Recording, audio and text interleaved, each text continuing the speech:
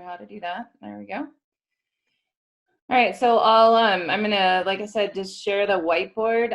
Let me know if you're not seeing things Okay. and stuff. So far, so good. Yeah, it looks white to me. And also, I'm not using my headphones today because I realized that on the recordings you can't hear the students talk then because it doesn't come through my headphones. It's kind of weird. So then I told my kids they're supposed to be quiet, but we'll see how that goes. It's all good. All right, so we're talking about the linear relationship between two quantitative variables.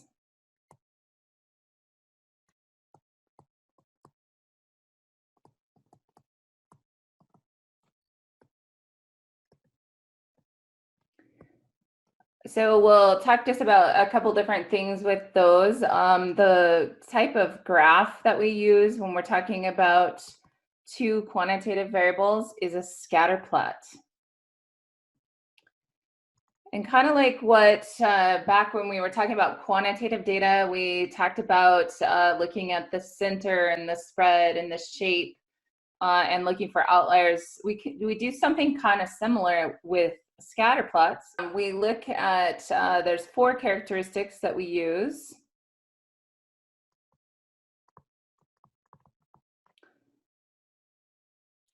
We look at the form, whether or not it is linear, there we go, or non-linear. These videos are going to be amusing for sure. Second thing we look at is direction. And direction, we talk about if X is increasing, what's happening to Y. So if X is increasing and Y is increasing, then we have a positive direction.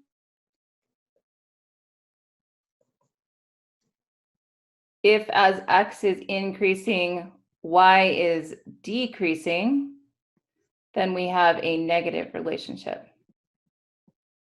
And this is also going to kind of help us when we think about slope and correlation, because slope, correlation, and the direction are all going to be the same. So if we have a positive relationship between X and Y, both our slope and correlation will have a positive sign. Then we'll talk about strength of the linear relationship. We typically use correlation when we talk about the strength of the linear relationship. And for this, we're going to really kind of just look at how tight the data points are to the line of regression. And unfortunately, you know, on the .cam, I can push it up a little bit. I have to change pages on this. So do you have all this down? And because then I'm going to switch pages. Yeah, we're good. All right. So I'm going to kind of draw some pictures thinking about that strength a little bit. So if we have a relationship where our values are right on our line of regression, we have a really strong relationship. And this would be a correlation of +1 because it's a positive relationship and it's right on my line of regression. If we have values that are spread out a little bit more, I made a negative relationship this time. So this would probably be kind of a moderate relationship. And this is going to be a negative value. We'll say like -0.6. How about? We're just making things up a little bit here, but kind of just thinking about how spread out those values are. And then if we kind of had a relationship where they're spread out, but we're still seeing that there is some sort of relationship, but we have our values are way spread out, then we have a weak relationship. So this would be like maybe 0.2.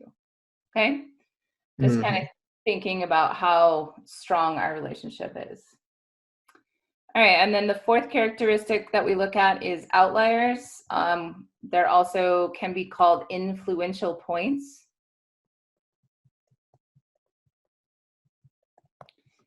And we just are kind of looking for data values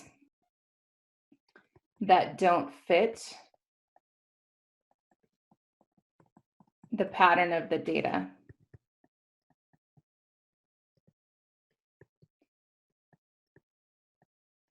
So if we have a point that's way out here, it could be considered an outlier because it's way out here, but it's still kind of in that same direction.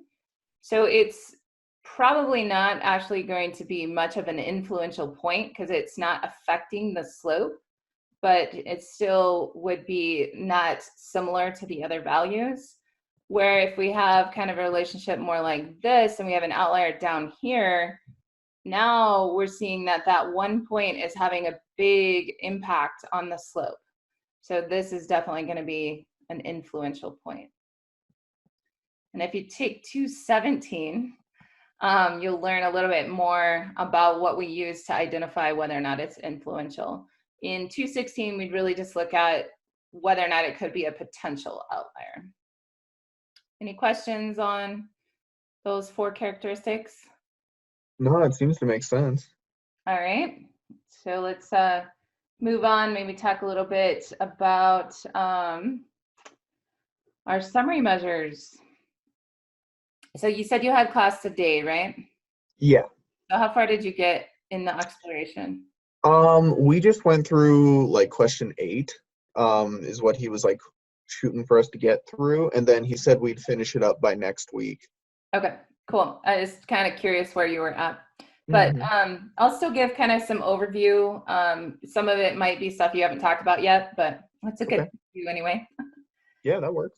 All right, so we have 3 summary measures that we're going to use when we talk about the linear relationship between 2 quantitative variables. I'm going to talk about correlation. And correlation, we're going to use R, just the lowercase letter R, to describe correlation. Just a few things about correlation. Correlation is values between -1 and +1. So we can't have anything greater than 1 or less than -1. R values close to plus or minus 1 represents strong relationship.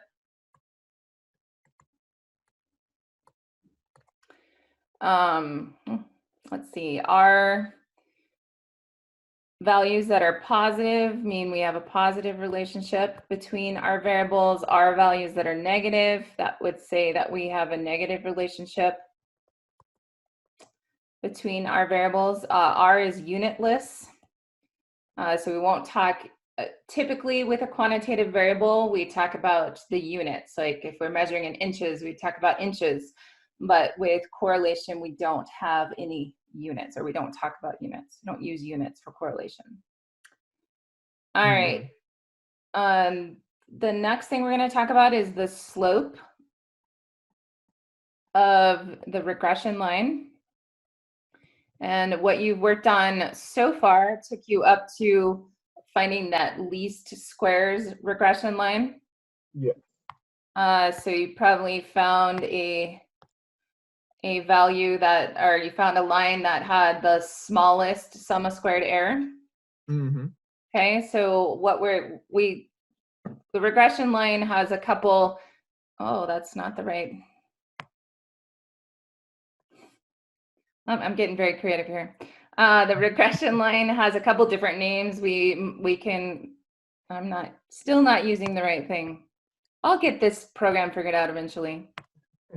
We still got a couple weeks left of the semester. Yeah, okay, now I got the right one in.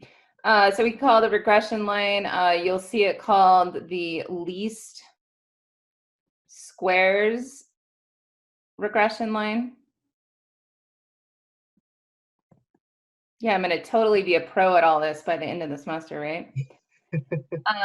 And this is just kind of getting to that idea of it's the line of best fit with the smallest SSE. And that SSE is the sum of square errors.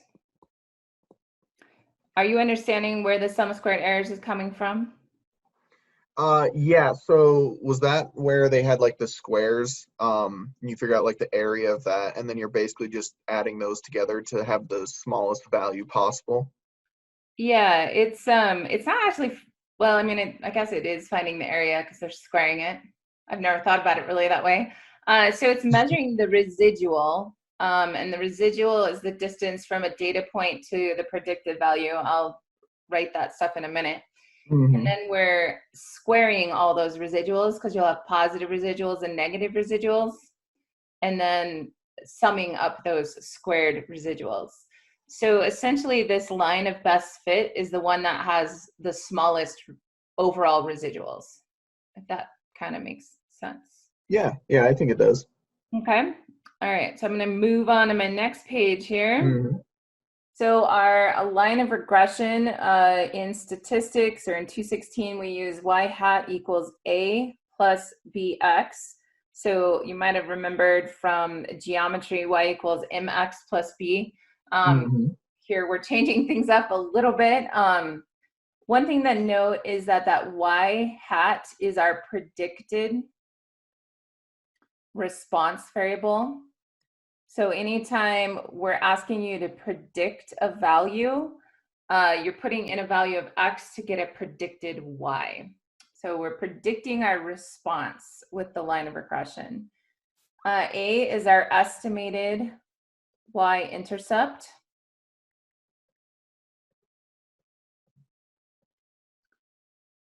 B is the estimated slope.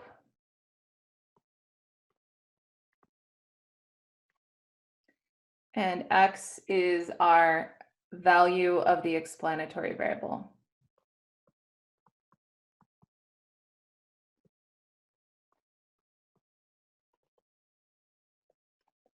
Okay. Hmm. So we'll talk more about slope in a little bit, but I want to talk about our other summary measure we look at is the coefficient of determination, and you probably haven't even talked about that yet in class. So I'll just kind of briefly mention it, and we'll probably talk a little bit more about it next week. And this is R, capital R squared. Essentially, we're looking at our correlation coefficient squared is how we find it. The other way we can find this value is using the sum of squared errors, which this is going to take a little bit more thought. So I'll explain this in a few minutes here. But we're looking at the sum of squared errors for y hat minus the sum of squared errors for our regression line. And I'll show you where these come from in a second. Hmm. And then we divide by the sum of squared errors of y hat.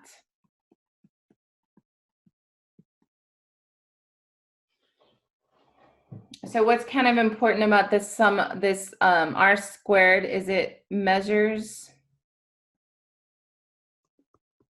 the percent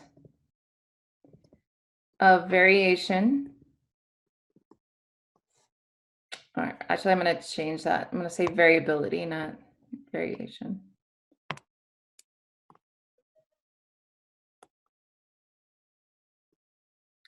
Percent of variability. Got too many letters there.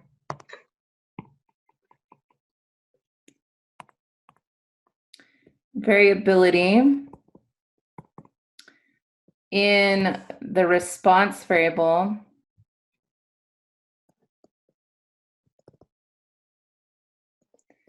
that is explained by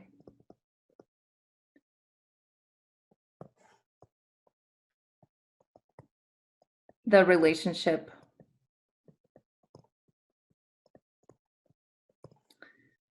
with the explanatory variable.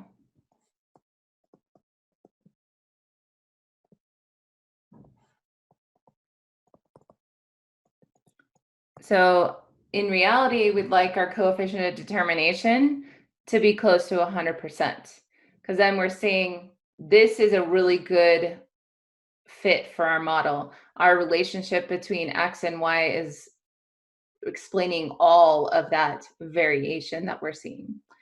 Mm-hmm.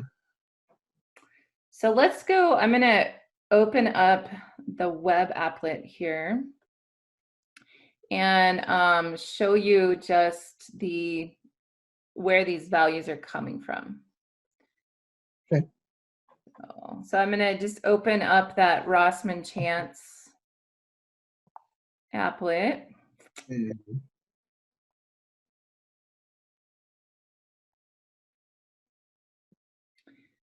Are you able to see the applet on my screen? Yes. Okay, so we're in that correlation regression.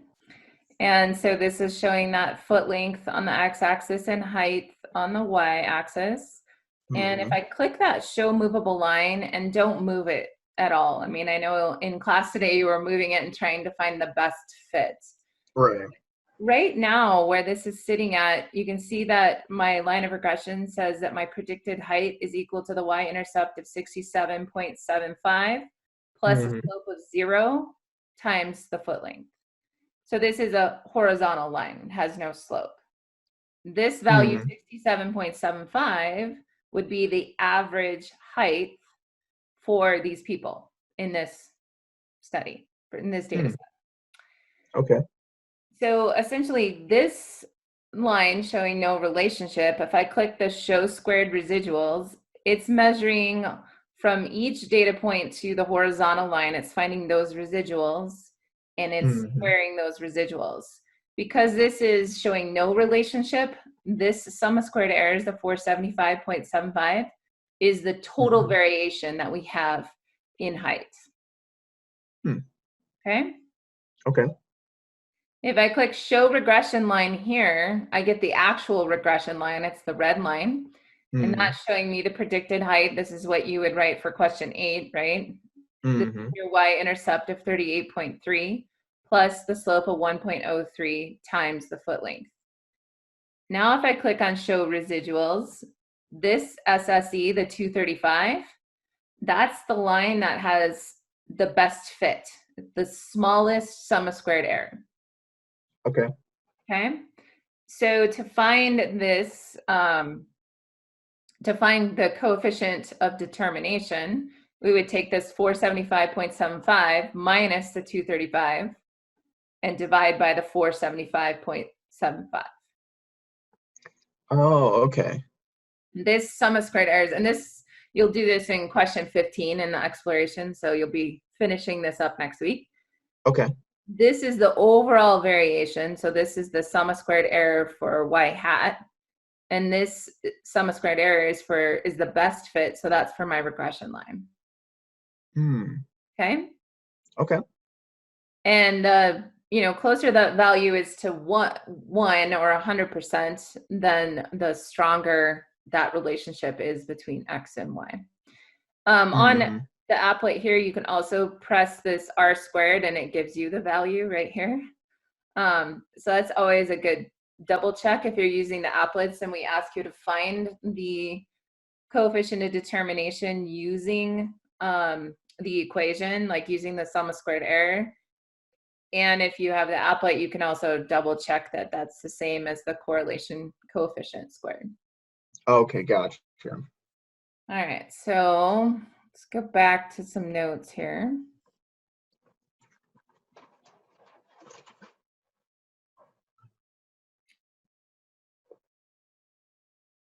Saying my connection is unstable. Hopefully it's not going to be unstable for long. So very interesting working from home when all the kids are doing homeschool stuff too. Oh, really? Well, I mean, they're all supposed to be keeping up with school too, so it's fun. Yeah, that's true. Did they just send them home with like a big old packet of stuff or? The sixth grader, yes. The older ones, I have a junior high and a high schooler, they're doing Google Classroom and online. Gotcha. My, It's crazy. yeah, it's kind of different. All right, so then just thinking about our residuals. The residuals, we've talked about them a little bit today.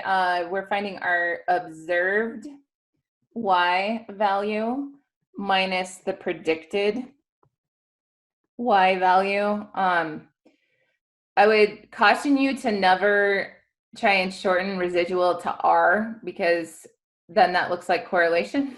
Hmm. If you want to shortcut it, you can use E. E for error. Residuals are a measure of errors. So we're looking at our observed Y, so the actual value of Y minus the predicted, the Y hat value. Okay. So we're taking and finding so the observed Y would be from our data set, and the predicted Y we would find by using our line of regression. Hmm. So you're taking a value of X and plugging it into your line of regression for the X value and finding that predicted Y. All right, so let's think a little bit about how we would interpret slope.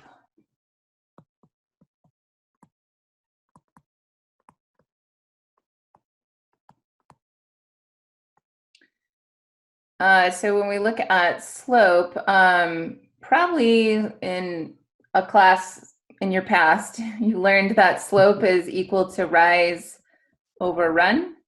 Hmm. And we found that by taking 2 data points and we subtract the rise, the Y values, and divide by the difference in our X values. You probably recall that from high school or maybe even. I was gonna say if there was anything this whole semester that made sense to me, it'd be that. So essentially, we could say that this change in Y, that's our slope, and you agree that B divided by 1 is equal to B. So I'm just Yeah. adding the 1 in there to kind of explain this. So we're looking at as X changes by 1, Y is changing by B, our slope. Hmm. Okay, so that just helps you with thinking about how we interpret slope. So when, whoops, I'm writing the wrong thing. I like the eraser, if I can just remember how to get back where I want to be. So for every 1 unit increase in X,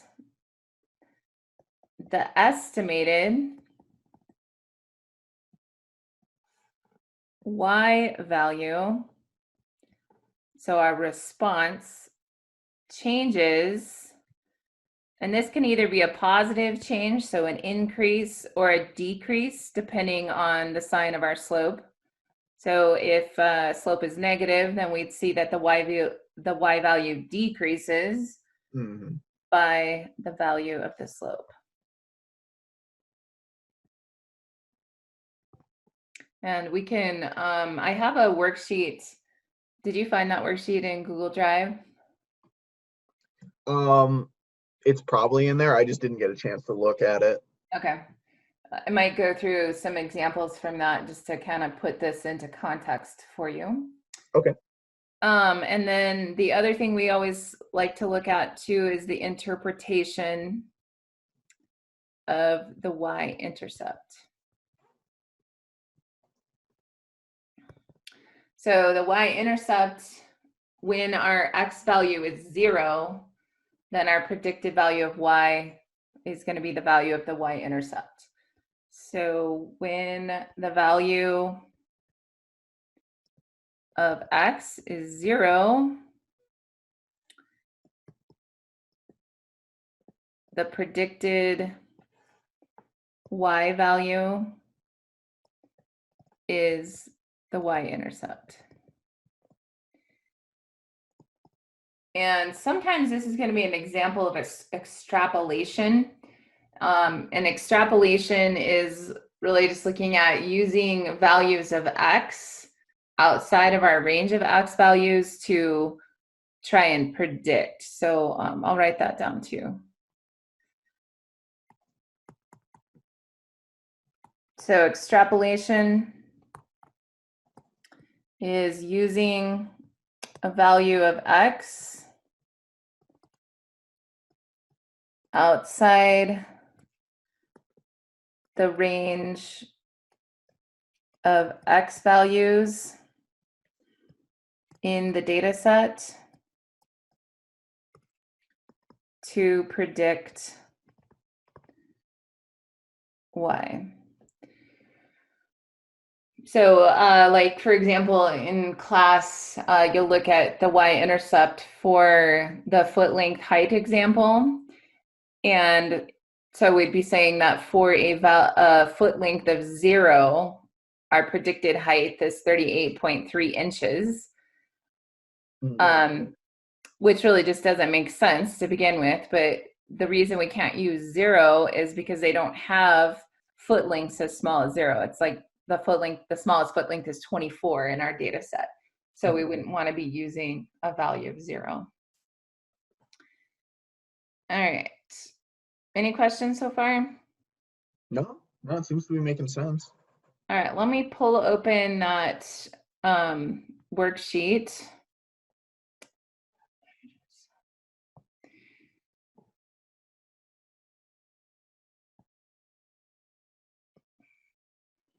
And we can do just some examples from this. And I'll post the key, of course, for this as well. Just kind of some extra work here. So, all right, so this study is looking at SAT scores. Well, it's actually looking at high school GPA and university GPA. But over the last couple of years, a lot of colleges, or there's been a lot of controversy over using SAT scores as a basis to admit students to universities. And a lot of times they talk about using high school GPA, which I'm not sure I'm total a fan of either, because I think there's so much grade inflation in our high schools. But, right. But anyway, this study is looking at the GPA information of 105 students who graduated from a state university with a bachelor's of science in computer science. And we're looking to see, is there an association between the high school GPA? So this is our explanatory variable down here on the x-axis, the high school GPA, and our response on the y, the university GPA. All right, so let's check. I think the first question is just looking at the 4 characteristics of the scatter plot. So remember, that's looking at form, direction, strength, and then whether or not there's outliers. So would you say this has a nonlinear or a linear form? I would say it's a linear. Okay, I would agree. Positive or negative? Definitely positive. Yep, we can see as the high school GPA increases, so is the university GPA. And I just realized that there's way too many. There we go, that's better. How about the shape? No, we didn't see. Would it be strength? Center strength. Yeah. Did you say strong? I would say like maybe like strong to moderate, somewhere in there, since it's kind of got like a few of them that are straying a bit from that. We've got a little more variability out here than we do here. I think I'd go more with moderate on this one. And then last, do you think any points are kind of sticking out as an outlier here?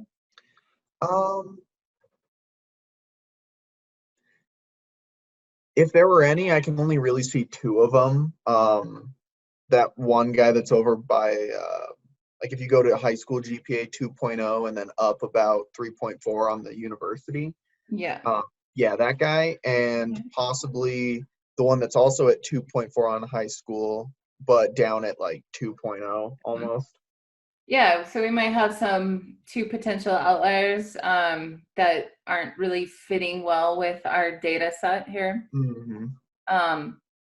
So yeah, so that's kind of working through that first problem.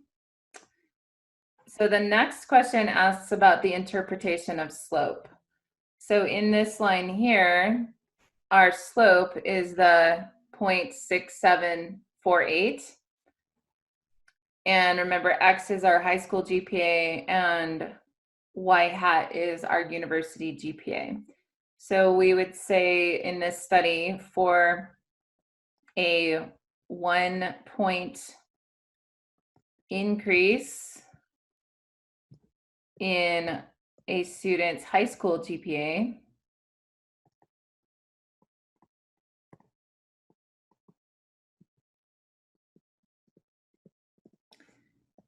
the predicted university GPA increases, because our slope is positive, by 0.6748 points. Does that make any sense? Yeah, so it's pretty much always going to follow that for interpreting it. It's going to be following that formula where you're talking about the predicted y value is this y-intercept when it's like a 1 point increase or whatever our unit of measure is. Mm-hmm. Yeah, we're basically looking at X increasing by 1. So we're always looking at X increasing by 1. How is Y changing? Y is changing by our slope. So it's either increasing that much or it's decreasing. And one of the things that the book has you do, I'll just kind of write that right here, even though it doesn't go with this question, is it's going to have you take like 2 foot lengths. So like, let me see on this study. So we could put in 3 here and solve. I'm gonna have to use my calculator on my phone here. So nice that we have calculators on our phones. And Right. my setup here is I've got my phone, I got my computer, I got my tablet. I'm just going to town with all my technology today. Hey, that's okay. I've got my my laptop here where the whole conference is going on, and then I've got my desktop computer over here with the worksheet on it. So I feel you. I just think about how it would have been trying to do this like 20 years ago. We wouldn't have been able to go online. So Right. all right, so now, so the predicted value for a GPA of 3 is 3.1244. If I go up to a GPA of 4, so I'm increasing X by 1, my predicted university GPA is 3.7992. And if Mm-hmm. I find the difference between those two values, what value do you think it's going to be? Probably somewhere around 0.6. Yep, should be my value of my slope. Oh, there we go. Because I increased X by 1, so Mm-hmm. Y increased by 0.6748. And I kind of seeing where that came from now? Yeah. Okay, so that's always what we're looking at when we're talking about the slope of our line and the interpretation for that. Gotcha. So now we're kind of getting into this idea of predicting. So if we want to predict the university GPA for a student with a high school GPA of 3.24, what would we want to do here? Would you take that 3.24 and kind of like we did above, you would plug it in as your X value? That's exactly what you would do. Cool.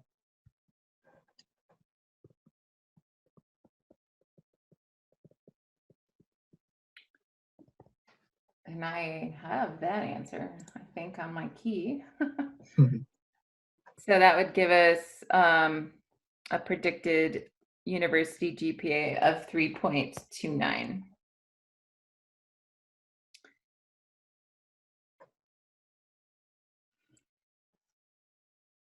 And then part D is talking about a student with a high school GPA of 3.24. So that's what we had up here. That's our X value. In the data had a university GPA of 3.47. How do we find the residual? So remember, residual is our observed Y minus the predicted Y. So how are we going to find the residual? So would you take that value we got? So basically, you would take that 3.24 value, plug it into the formula like we did in part C, Mm-hmm. and then we would take our predicted.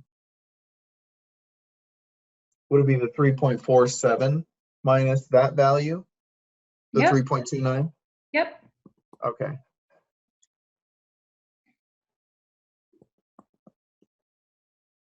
Kind of making sense? Yeah.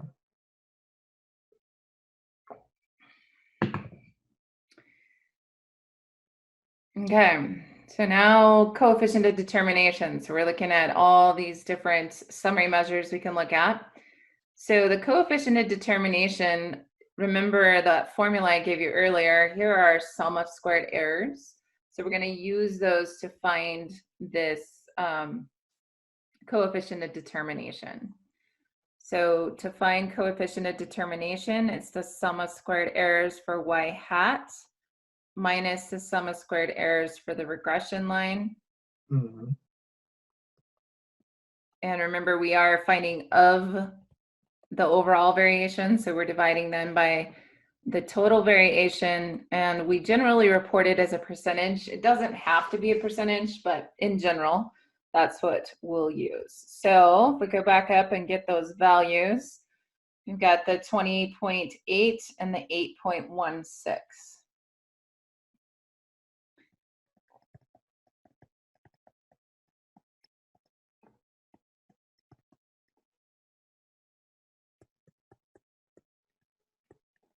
And I at 60.8%.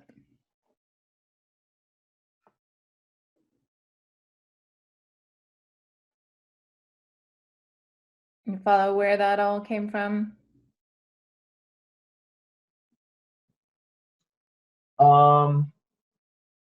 So I see on the sheet where it came from.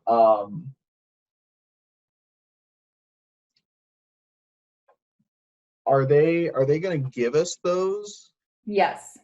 usually? Okay. Yeah, we would, I mean, we could give you like the R output, or not R, sorry, wrong class. We could give you the Rossman Chance output and have Okay. you pull those values from that, but they would be given. We're never going to have you try and calculate those values. Okay, gotcha.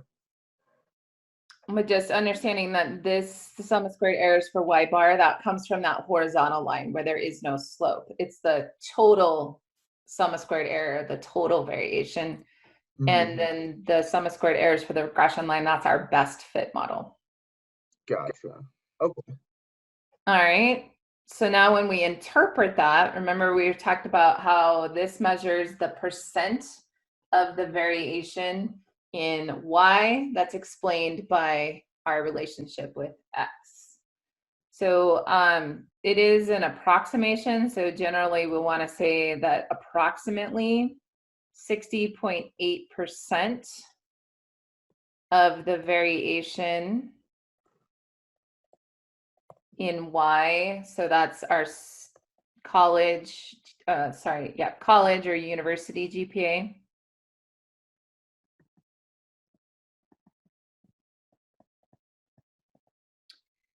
Can be explained by the relationship with X, which is our high school GPA.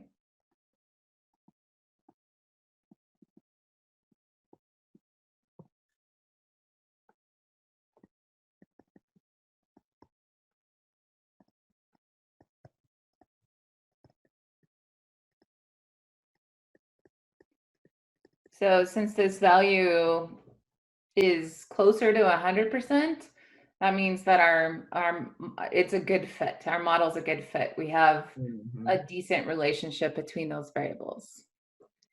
So if it was 50% or below, um, would we say that it's not as good of a fit?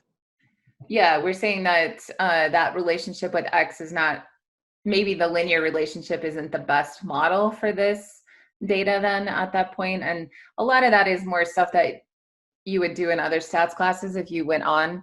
Mm, Primarily, we're going to be interested in you being able to interpret this idea of coefficient of determination. We're not going to really ask you, um, well, how good of a fit is this? You know, we're just more interested right. that you understand where that value is and what it is calculating. Okay. All right, so then finding the correlation coefficient. The correlation coefficient is going to be the square root of our coefficient of determination. But there's also something else that we need to think of. We need to think about the fact that our correlation can be positive or negative. And Mhm. obviously, coefficient of determination is always positive.